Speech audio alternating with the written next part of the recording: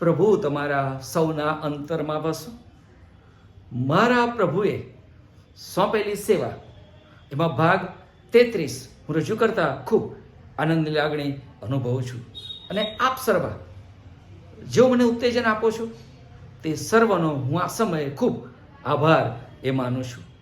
મને ચોમાસાની એક વાત યાદ આવે છે કે ચોમાસાની ઋતુમાં એક ઝાડ ઉપર મેં એક પક્ષીને બેઠેલું જોયું અને એ પક્ષી પોતાની પાંખો પહોળી કરીને એમાં એના બચ્ચાનું એ વરસાદથી રક્ષણ કરી રહ્યું હતું.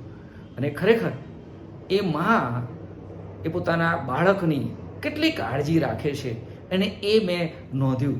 અને ત્યારે મને બાઇબલની એક ગજબની સેવા જે પ્રભુએ તમને અને મને બધાને સોંપી છે એ સેવા યાદ આવી. જે સેવાની વાત એ માર્કની લખેલી સુવાર્તા તેનો 13મો અધ્યાય અને 34મી કલમમાં લખી છે. અને તો આ છે કે જેવો મેં તમારા ઉપર પ્રેમ રાખ્યો છે તેવો તમે એકબીજા ઉપર એ પ્રેમ રાખો.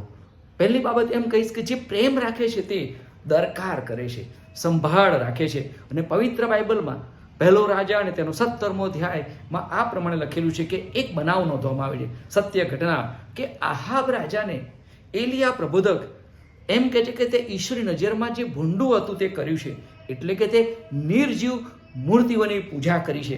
અને બહુ હિંમતથી જણાવે છે.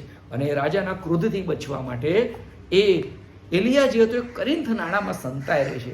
અને ત્યારે એને ઈશ્વર ભક્તની સંભાળ લેતા ઈશ્વર એ કાગડાઓને આજ્ઞા આપે છે કે તું ત્યાં જઈને મારા આ ભક્તને એ જમવાનું આપ. અને સવાર અને સાંજ આ કાગડાઓ ત્યાં આવીને તેનું પોષણ કરતા હતા. ઈશ્વર એના ભક્તોની જરૂરિયાતો જાણે છે.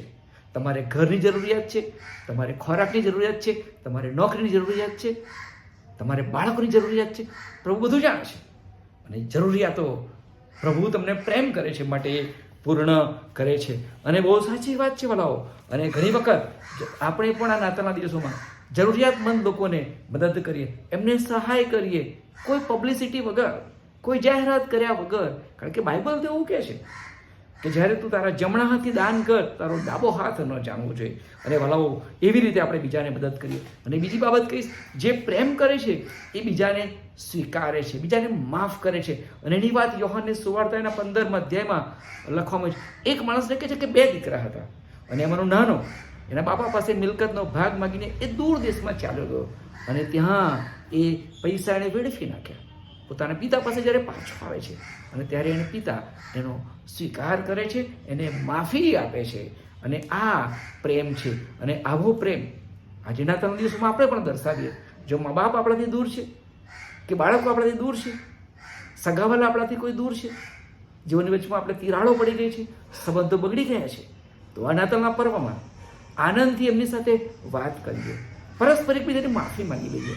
અને નાતાલનો આનંદ, નાતાલનો તહેવાર બહુ આનંદથી ઉજવીએ. ત્રીજી બાબત કહીશ ખૂબ ઝડપથી આપની આગળ, અને તો છે કે જે પ્રેમ કરે છે તે દિલાસો આપે છે, બીજાને દિલાસો આપે છે, બીજાની દરકાર કરીને હિંમત આપે છે, દિલાસો પાઠવે છે. અને આ નાતાલના દિવસોમાં એવા કેટલાય કુટુંબો છે જેઓએ પોતાના વહાલાઓને આ વર્ષ દરમિયાન ગુમાવ્યા છે. આ વર્ષ દરમિયાન તેઓએ બહુ મોટી માંદગીનો અનુભવ કર્યો છે અથવા પથારીવશ છે. તો આપણે એ વહાલાઓને, એ કુટુંબોને દરકાર કરીએ, એવા કુટુંબોને ફોન કરીએ, બની શકે તો મુલાકાત પણ લઈએ અને હિંમત અને પ્રભુનો પ્રેમ પ્રગતિત કરીએ. 3 બાબતો મેં આજે આપણી આગળ ધ્યાન દોરી.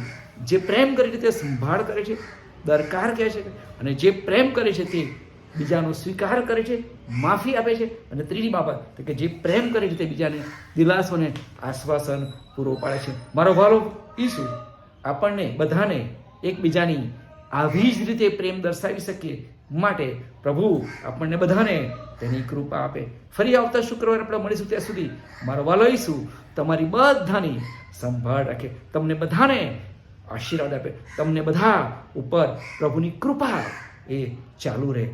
આવજો. આમીન.